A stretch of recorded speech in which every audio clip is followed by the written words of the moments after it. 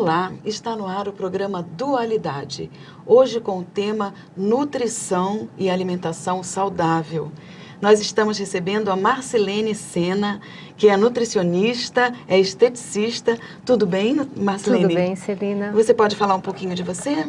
É um prazer, primeiramente, estar aqui participando do programa e poder contribuir de alguma forma para passar alguns conhecimentos para os nossos telespectadores.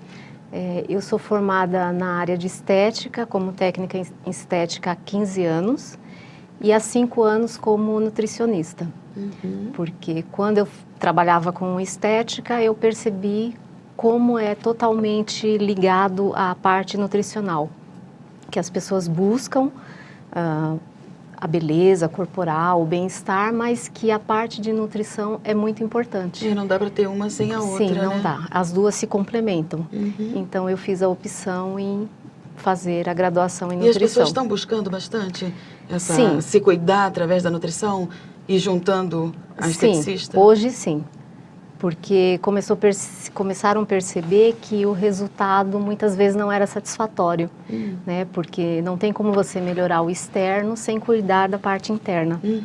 Então, a ciência da nutrição, ela pode contribuir muito com a parte estética, além das outras áreas, né? Porque é uma área generalista. Então, ela abre um leque muito grande, a nutrição. Então, hoje a gente tem esse... Então, a importância da alimentação saudável, hoje em dia, está realmente em foco? Está em foco. As pessoas estão procurando mais, né? Estão buscando ter uma alimentação diferenciada e saudável, porque durante um longo período, devido à globalização e a gente recebeu muito a alimentação dos americanos, né? Os fast foods, as indústrias com produção de muitos alimentos industrializados. Então, as pessoas começaram a utilizar muito esses alimentos por conta da correria do dia a dia. Facilidade, né? Sim, a falta de tempo de preparar alimentos, ir à feira, comprar produtos naturais.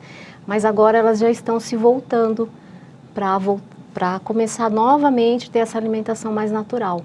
Marcilene, geralmente a gente vai através do que a gente ouve pela televisão, pelas revistas, achando que é alimentação saudável. Sim. Você acha que é primordial ir em busca de um nutricionista? Sim. Não adianta seguir revista, nada disso? É assim, algumas vezes a mídia acaba sendo meio que tendenciosa. Então, haja visto que já tem muitas pesquisas e estudos que demonstram que quanto mais informação surgiu, mais as pessoas ficaram perdidas e que o índice, isso é comprovado, o índice de pessoas com sobrepeso e obesidade foi aumentando cada vez mais. Inclusive crianças, né? Adolescentes. Sim. Então, assim, muita informação, mas a prevalência do aumento da obesidade no Brasil, a média que se diz é que em 5 anos a gente se iguala aos Estados Unidos. Meu Deus. Então tem que correr atrás de uma nutricionista mesmo. Sim. Por quê? E mesmo porque, né, Marcilene, eu acredito que é assim, uma pessoa não é igual a outra. Aí pega uma receita ali de uma revista, da televisão, tal, tudo, não é de acordo com o seu organismo, não é assim? Sim, a gente sempre tem que trabalhar de forma individual, personalizada. Porque você tem que ver quais as necessidades desse indivíduo. Às vezes ele tem alguma patologia, alguma doença, quais os medicamentos que ele utiliza, e a alimentação, ela interage com o alimento, com medicação. Então, é feito um estudo específico daquele paciente. E com exercício, né, mãe? Sempre. Atividade física, eu sempre falo para os meus pacientes que é como se fosse uma mesa com as 4 pernas. Não dá para ficar parado, a vida é movimento. Movimento. Então, é a estética, a nutrição, a atividade física e o acompanhamento de um médico, dependendo do que o paciente tiver. Tá, então aí você está falando que é importante nós cuidarmos do lado de fora e do lado de dentro. Sim. Então, para cuidar do lado de dentro, vamos falar um pouquinho da carne, principalmente a carne vermelha. Os animais têm aquele abate de uma forma agressiva, cruel. Sofrida. Imagina o efeito da carne vermelha no organismo humano. O que você pode falar disso?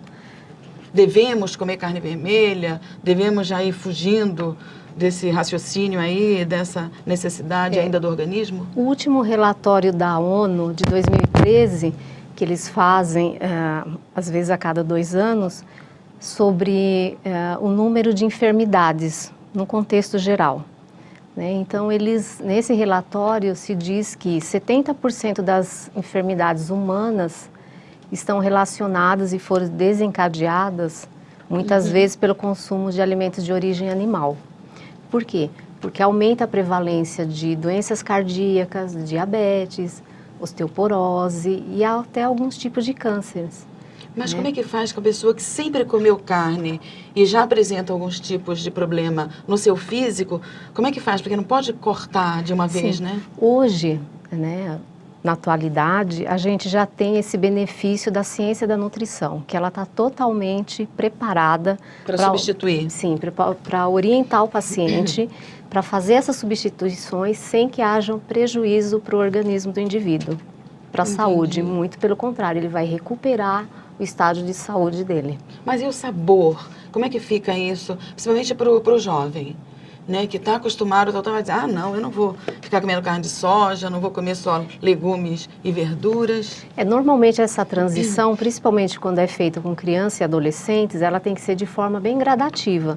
Porque, na verdade, eles estão, durante a primeira infância, você está introduzindo os alimentos. Na fase da adolescência, é a fase que eles andam em grupos, então eles costumam optar por aqueles tipos de alimento. Às vezes, durante a infância, eles até comiam alguns alimentos e, de repente, na adolescência, eles param. E eles têm medo de provar, né, Marcelene? Sim, aí há uma resistência, às vezes, para reintroduzir. Já fala que não gosta sem provar. Sim, então você tem que ir trabalhando isso de forma gradativa e oferecendo substituições que vão complementar as necessidades desse adolescente. E isso não vem a prejudicar alguma coisa? Se ele estiver sendo organismo? orientado, não tem problema. Até porque é uma fase que eles ainda estão em desenvolvimento. Então, essa fase de infância e adolescência é primordial uma orientação para que não prejudique o desenvolvimento do adolescente. E sempre dá para mudar a alimentação, independente da idade? Sempre. Sempre dá para mudar. Tá certo. Nós vamos fazer um rápido intervalo, já voltamos para o segundo bloco do programa.